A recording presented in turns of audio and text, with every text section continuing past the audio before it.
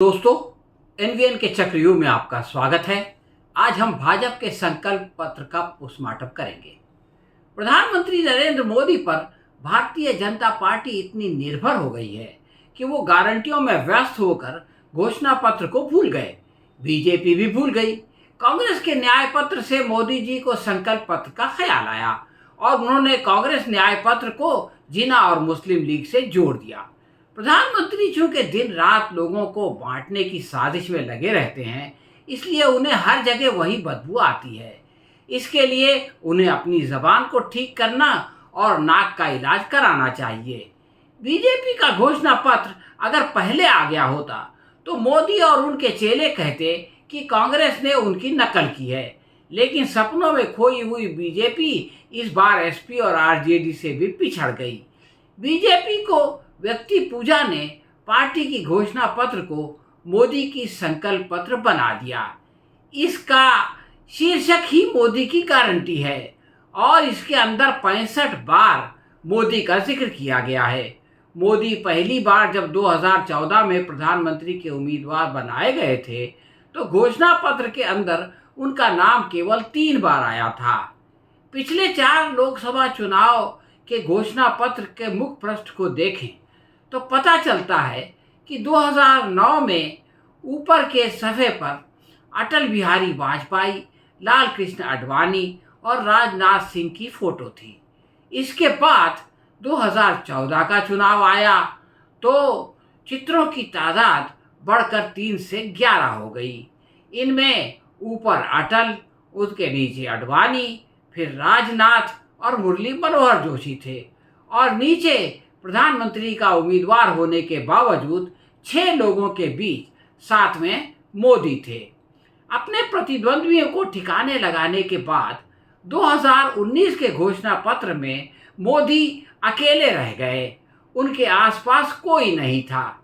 इस बार न जाने क्या सोचकर उनके बगल में जेपी नड्डा की फोटो लगा दी गई है, मगर मोदी की गारंटी जाहिर करती है कि पार्टी के अध्यक्ष का उससे कुछ लेना देना नहीं है।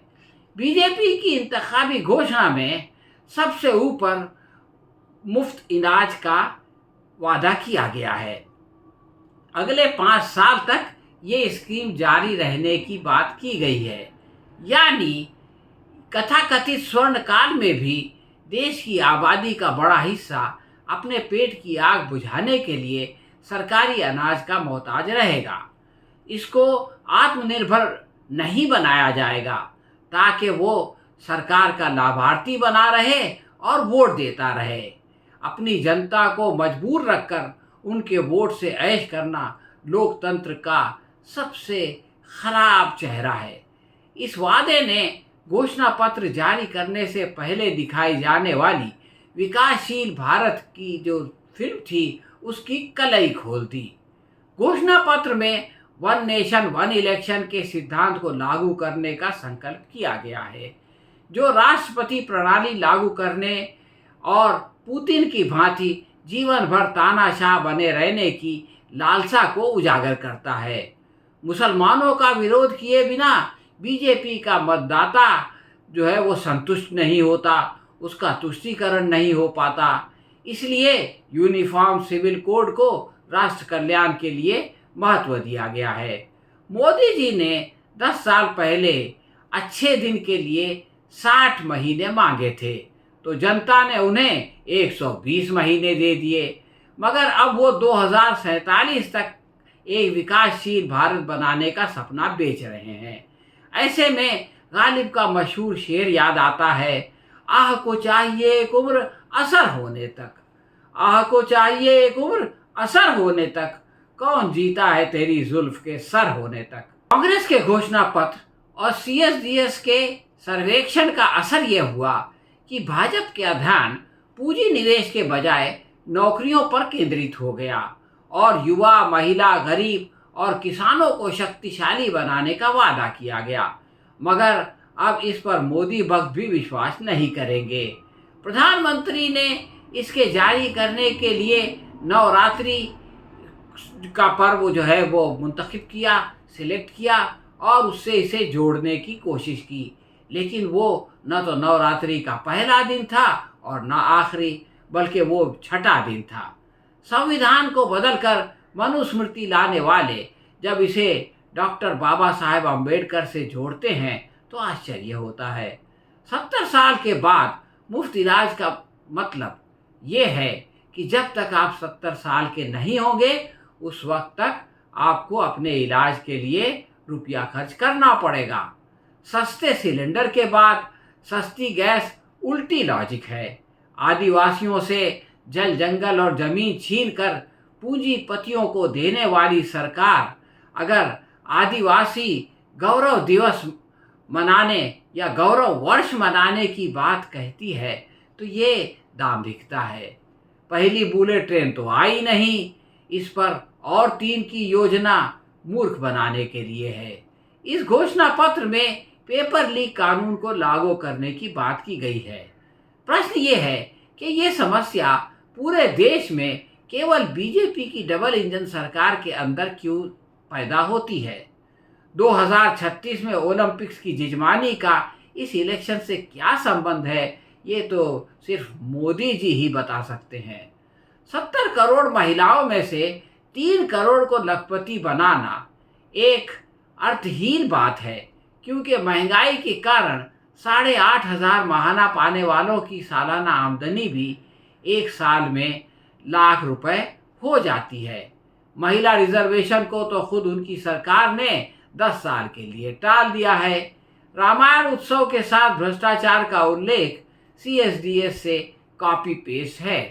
बीजेपी शब्दावली का उपयोग देखें तो 2009, 2014, 2019 और 2024 के प्रायोरिटी का फर्क मालूम हो जाता है। भ्रष्टाचार का जिक्र सबसे पहले यानी 2009 में 48 मरतबा किया गया था, जो फिर 20 बार और फिर 14 बार और अब केवल 3 बार पर आ गया है। मोदी जी के भाषण में भ्रष्टाचार का खूब उल्लेख होता है और ईडी भी इसके लिए खूब काम करती है, मगर घोषणा पत्र में उसका महत्व घट गया है। इंफ्रास्ट्रक्चर पर पहले 50 बार जोर दिया गया था, जो बाद में 31 और 38 पर आया, मगर अब बढ़कर 59 पर पहुंच गया है, क्योंकि इसके ठेके में रिश्वत खूब मिलती है। विकास का महत्व घटा है। इसका उपयोग पहले यानी 2009 में 248 बार हुआ था, लेकिन फिर उसके बाद 2014 में 84 बार और 2019 में 79 बार पर आ गया। इस बार इसका जिक्र जो है वो केवल 51 बार किया गया है, यानी बीजेपी ने इस क्षेत्र में हथियार डाल दिए हैं। अर्थव्यवस्था या अच्छे दिन भी 156 से घटकर 21 पर आई है और फिर 30 पर गई और अब इस संकल्प में तो केवल 10 पर आ गई है, यानी अर्थव्यवस्था के बारे में भी बीजेपी हार गई है। घोषणा पत्र जारी करने के लिए अंबेडकर जयंती के दिन को तो चुना गया, मगर इसमें संविधान का उल्लेख जो पहले किसी ज़माने में यानी 2009 में 78 बार हुआ करता था, वो आगे चलकर 6 पर आया, उसके बाद 8 पर गया और इस बार तो सिर्फ 3 पर सिमट गया है। 2009 में राम मंदिर को 11 बार याद किया गया था, मगर 2014 में इसका जिक्र 1 बार किया गया। 2019 में भी 3 बार इसको याद किया गया, जबकि इस बार 2 मरतबा पर संतोष कर लिया गया है, यानी ये फिल्म भी बुरी तरह फ्लॉप हो चुकी है। गाय को देखें, 2009 में 24 बार गाय को याद किया गया था, फिर आगे चल करके 2014 में 4 बार और 2019 में केवल 1 बार, मगर अब तो उसको पूरी तरह भुला दिया गया है। बीजेपी की दुखती रग महंगाई है। इसकी समाप्ति का जिक्र शुरुआत की 2 घोषणा पत्र में 6 और 7 बार किया गया था। पिछली बार तो इसे पूरी तरह भुला दिया गया और इस घोषणा पत्र में केवल 1 बार इस शब्द का उपयोग किया गया है। बीजेपी अल्पसंख्यकों के लिए कुछ करे न करे, अपने घोषणा पत्र में उनका जिक्र ज़रूर कर देती है। 2009 में उसे मुसलमानों के वोट की उम्मीद थी तो 11 बार जिक्र हुआ था, फिर 3 और पिछली मर्तबा 1 बार उन्हें याद किया गया। इस बार फिर से 3 मर्तबा अल्पसंख्यकों का जो है वो जिक्र किया गया है। शिक्षा में बीजेपी की रुचि मुसलसल घटती रही है। इसका जिक्र 2009 में 127 बार किया गया था, जो 2014 में घटकर 29 पर आ गया और अब जो है वो गायब होता जा रहा है या बहुत कम हो गया है। बेरोजगारी पहले बीजेपी के लिए महत्वपूर्ण थी, इसलिए घोषणा पत्र के अंदर 26 और 27 मर्तबा इसका उल्लेख किया गया था, मगर पिछली बार उसने इसकी अनदेखी करके केवल 3 मर्तबा इस पर ध्यान दिया, मगर इस बार प्रायश्चित करके 30 बार इसका उल्लेख किया गया है। ये विपक्ष का दबाव है। बीजेपी के इस लंबे चौड़े घोषणा पत्र में 5 बातें गधे के सर से सींग की तरह गायब हो गई हैं। इसमें 2 तो CAA और ये NRC है। ये बात समझ में नहीं आती कि CAA को लागू करने का घोषणा तो हो गई, लेकिन 2014 के बाद आने वालों को इससे क्यों वंचित रखा जाता है। इस बार ये किया जा सकता था कि 2014 के बाद आने वालों को भी जो है वो नागरिकता प्रदान करने की बात की जाती, लेकिन ऐसा नहीं किया गया। इसी तरह से 2014 में जब मोदी जी वाराणसी गए थे अपना चुनाव पत्र भरने के लिए, तो उन्होंने घोषणा की थी कि उन्हें गंगा मैया ने बुलाया है। इसके बाद जब वो चुनाव जीत गए तो बड़े हर्षोल्लास के साथ गंगा की सफाई पर काम शुरू किया गया। उमा भारती की अगुवाई में मंत्रालय बनाया गया, लेकिन समय के साथ गंगा मैली होती चली गई और अब अधिकतर जगहों पर उसका पानी पीने तो दूर नहाने लायक भी नहीं रहा। गंगा की हालत बीजेपी जैसी हो गई है कि उसके घोषणा पत्र से न प्यास बुझती है न शरीर पवित्र होता है। इस घोषणा पत्र में गंगा के सुपुत्र ने अपनी माता श्री को पूरी तरह भुला दिया। इसी तरह तमाम लोगों को पक्के मकान देने का वादा भी गायब कर दिया गया, क्योंकि जिन लोगों को सरकारी मकान मिला है वो भी कच्चा है। 5 ट्रिलियन इकोनॉमी का ख्वाब चूंकि चकनाचूर हो गया है, इसलिए घोषणा पत्र से गायब है। मोदी जी की अगुवाई में भारत हंगर इंडेक्स के अंदर दुनिया के 125 देशों में 111 पर पहुंच गया है और भूख के खिलाफ देश की लड़ाई में वो 2015 से निरंतर पिछड़ता जा रहा है। ऐसे में 5 और 10 ट्रिलियन इकोनॉमी अर्थहीन है।